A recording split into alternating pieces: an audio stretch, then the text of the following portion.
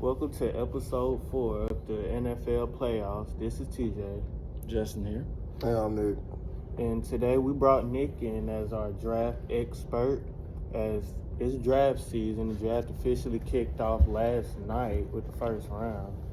So, out of the NFC teams that made the playoffs last year, who shocked y'all the most in the first round? Man, I hate to say it, but honestly, Detroit, because I was not expecting them to go corner in the first round. Obviously, they saw a lot of offensive players getting picked, and they just did it again. They picked another good value prospect in the first round. So no, they're definitely doing a good job building that defense, building that back end. They addressed all their needs last year. They went pass rusher last year, and then they traded right back up again to offensive lineman. So now I feel like they're addressing holes, which is good. So I feel like they're really addressing their needs, and then now building for the future. We saw 23 prospects go on the offensive side last night. And for me, I want to say the biggest surprise for me, it was the Eagles going corner again. I definitely like that pick. I love that pick for the Eagles. I did not expect them to go secondary, but looking back on it, it makes a lot of sense. You have an aging Bradbury.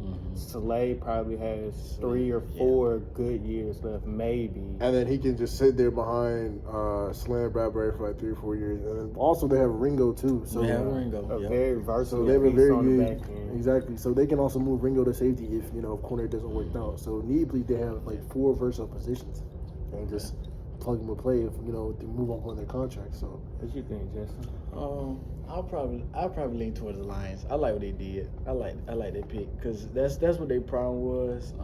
Even if they had beaten the 49ers, I mean, they didn't have any DB. I mean, the DBs they had, Getting cooked all year. Yeah, they were getting cooked all barbecue year. chicken. And imagine if they had played the Chiefs. So Baker Mayfield sliced and diced them last yeah, year. Baker Mayfield was killing them. So I'm glad they got Arnold. And as a Bama fan, I am happy to see that boy. I do like Arnold. I like him. I think he fits the he Detroit fits, style he of fits. play, a very tough, gritty type of corner. And he's coachable. He's real coachable. Where do you think Kool-Aid McKinstry falls? Does he fall to one of these playoff teams? Man, I don't know because I think that foot hurt him a little bit, and I mean he's a lockdown corner. He's just a coverage corner. He's not catching picks. Mm-hmm. He's just gonna lock you up, swat the ball, and I don't think a lot of teams were amazed by that. Mm-hmm.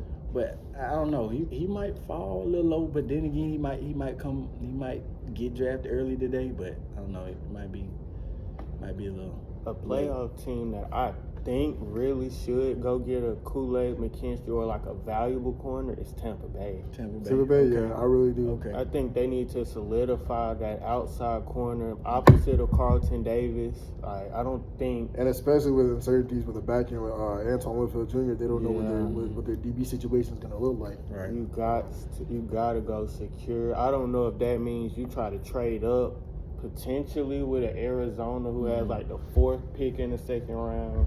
Maybe Buffalo takes them, another playoff team. That's in the exactly what I round. was going to say. I know it's probably, wide receiver seems like, the most popular pick for the Bills right now, which it should be.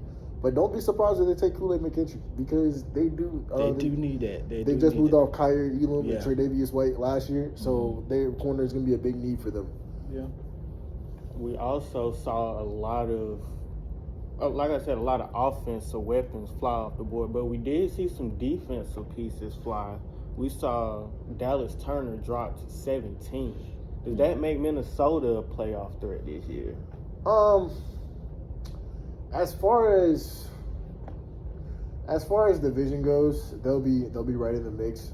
I don't know if we can call them a playoff threat, just because on the other side of the ball, yeah, you still got Jay Jettis. Added J.J. McCarthy last night. Yeah, and I JJ got McCarthy. I got something to say about it. And J.J. McCarthy, but I don't know if they're really a threat because you still lost Alexander Madison, who was really solid for you last year. Mm-hmm.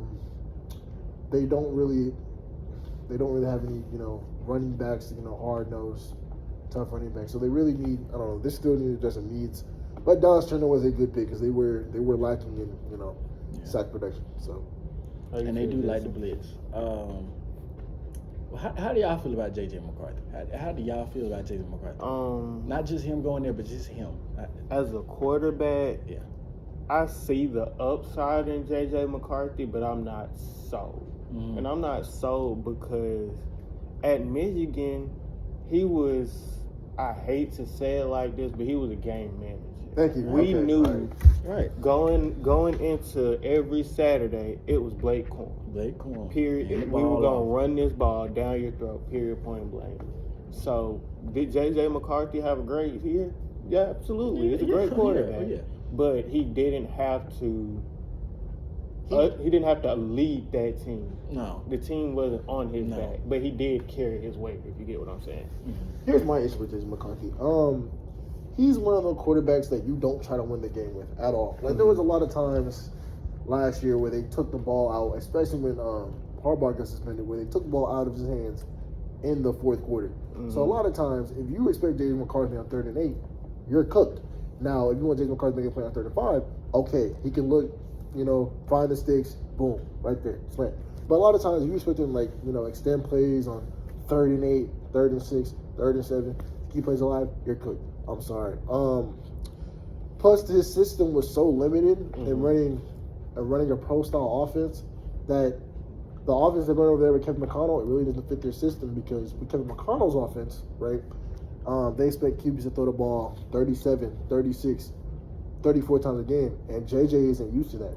I think they will find a way to usher JJ into that game and get him used to it. I feel like McConnell's gonna usher the game towards how he plays. I will say that I think McConnell will give him. He's kind of a quarterback's coach. Kind of. I can see that. I can see him buying to McCarthy and giving him a chance. I can see that. Are y'all buying this Deebo Samuel, Brandon Ayuk getting traded talk? Ayuk, yes. Ayuk, yes. Deebo Samuel, no, because they need. Shanahan's offense is very gimmicky, and they need versatile receivers. Mm-hmm. So I don't think they move up for Deebo. Plus his contract situation. But Ayuk, I really think if you can get value for him, I would definitely move off Ayuk. So not that he's a bad receiver. This is just me spitballing ideas here, but we see Buffalo isn't afraid to trade. They've made 2-3 trades this year, this draft, last night. Are you guys ruling now Buffalo trying to bring in a Brandon Ayuk? I heard that. And then if you San Fran, you take the early 2nd round pick and take you a Kool-Aid McKinstry, or do you go another route and take a talented receiver there? Yeah, because the Bills they didn't want a young receiver. That's why they traded that pick mainly. They didn't want a young receiver. But go ahead, Nick. If I'm San Francisco, I'm really, really assessing the draft offers. I'm really looking at because the best they can offer you is an early 3rd round pick. So an early 3rd round pick for 1,000-yard receiver is gonna be really tough. Or you could try to package it and you can try to Ayuk in your 2nd and get Buffalo. Exactly. So I mean, if they can try to pry some type of deal and be like, okay, maybe if you give me Ayuk and some other exchange player, okay, we can work that out. But at the same time, I don't know. I just don't think Ayuk is worth any of their picks. Now, if they come with a package, we're like, okay, Ayuk and some defensive player, okay, you know what? I can see it. I see what they did. I see what the vision. Now, as far as them taking a receiver, they took Ricky Pearsall in the 3rd. I do think. They did take Ricky Pearsall. I mean, not the 3rd. With the late 30. 31st. 31st. So I think they take a slot receiver. So, if they do take any offensive player, I do think they go receiver. But it'll be late 2nd, early 3rd, that type of draft. Now, from the AFC side of things, I really like what Baltimore did, going out and solidifying their DBs with Nate Wiggins. Oh yeah. But I also really like what Kansas City did. Yep. Going out and getting the fastest receiver in the draft. Really, you're not going to replicate what Tyreek did for you, but that's That's very close. That's about as close as it gets. So how do you feel about that? Oh, I love what Kansas City did. You didn't trade up. You sat there and you let the pieces fall to you. You didn't reach. You knew he was gonna fall in your lap at some point because everybody, was addressing their offensive needs. Plus, he wasn't like the first receiver projected on the board. I love what Kansas City did. Plus, with the pending allegation of Rashee Rice, that's an easy 1-2 option to build in the future. Right. I really like this corner pickup for Baltimore because I feel like they're in the same boat as Philadelphia almost. Their DB core isn't terrible, but they're aging, and it's time to revamp that Baltimore team. Like you're right there. You need a couple more young pieces, but once these vets retire, you gotta have somebody to carry the torch. And I think Nate Wiggins is going to be a definite long-term day one starter for Baltimore. Yeah, as a Ravens fan, I do like that. I love that pick. But I agree with you. They need to start revamping and try to get Lamar where he need to be, where people are expecting him. That's how I look at it. They just need to get a receiver. I feel like they need a receiver. What receiver do you think? What receiver they should be looking at? A receiver for Baltimore. With A.D. Mitchell still on the board, I think he's definitely on their radar. Yeah, Lad McConkey is still on the board. McCaffrey's still on the board. But a sleeper that I've noticed on a lot of people's boards has been Javon Baker. He led the Big 12 in receiving yards last year on like 20 less catches than what can't think of his name right now, but one of the top touted Big 12 receivers. So averaged 21 yards a catch. So I feel like he's gonna be a target for one of these AFC teams, maybe a Jacksonville or like you said, a team like Baltimore. Going back to the NFC, I forgot about it. How you feel about the Bears? What direction are they going? Caleb Williams is walking into the best situation a number one pick has in a long time. Yeah. You first get him a veteran receiver. Two veterans. Two veteran receivers. You got a 1,000-yard receiver, DJ Moore. You got a possession receiver. You got a great yards after catch receiver in DJ Moore, and then you go out and get a Roma Dunze. Somebody he can grow with and develop alongside.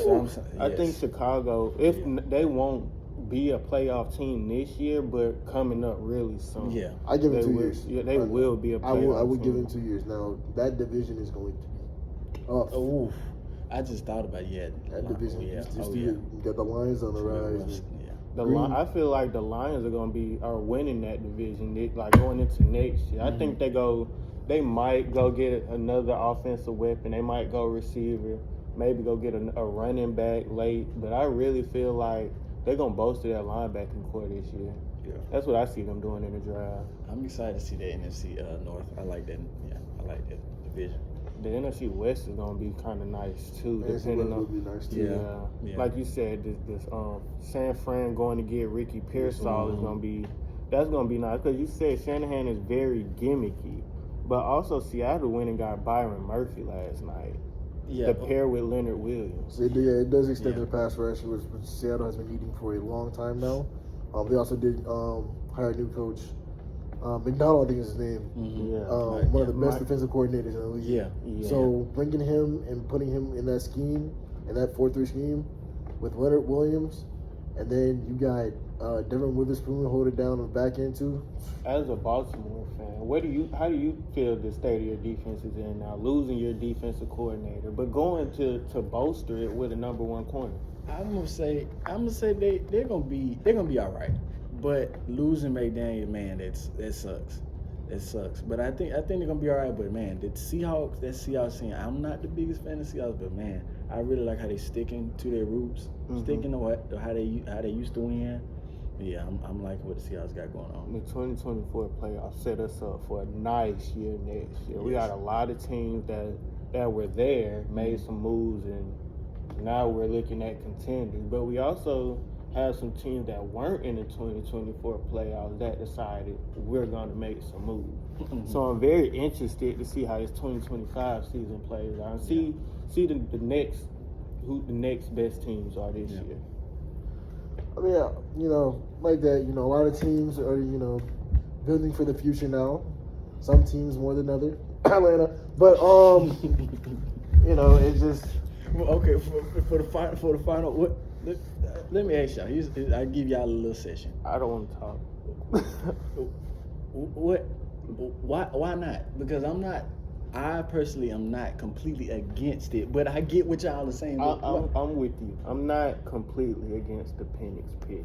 I'm against the decision making around the Penix pick. So you go sign Kirk Cousins. You overpay for Kirk Cousins. Yeah. I get it that you're tired of fill-in quarterback. No disrespect to any quarterback, but like fill-in quarterbacks that we're not contending. So you go get Kirk Cousins, right? And I understand that you have to build for the future, but you have a lot of holes on the defensive side of the ball that are much more pressing than a quarterback in the first round. There were multiple situations where the Falcons could have went and it would have been okay, but I just feel like the decision making doesn't add up with where management is trying to tell fans the team is going. Okay. What about you, Nick? First off, let me just say, Penix is a phenomenal talent. Best arm talent in the draft. Accurate. I think he's gonna be a good football player for a long time. Now that we got that out the way, did you know the Falcons haven't had more than 10 sacks a year since 2016? Did you know that they've been last in pressure rate for the past 5 years? So I don't know. I just wanted to be in that draft room, and I wanted to sit down and what that conversation was. You said, you know what, Penix is the guy, because here's my issue, right? If the Falcons were at pick 25, you know what, I would be like, you know what, okay. Management says this is the last year picking in the top 10 for a while. That's all I'm saying. I'd be like, you know what, okay, 36-year-old QB, you know what, you're building towards the future. 8? You pick him at 8? You reach for pick 8? and with that, we're gonna wrap up this episode of the 2024 NFL playoffs with Justin and TJ. It's been great having you here, Nick. Appreciate you, Nick. Appreciate you. Great to be here. And that'll be all.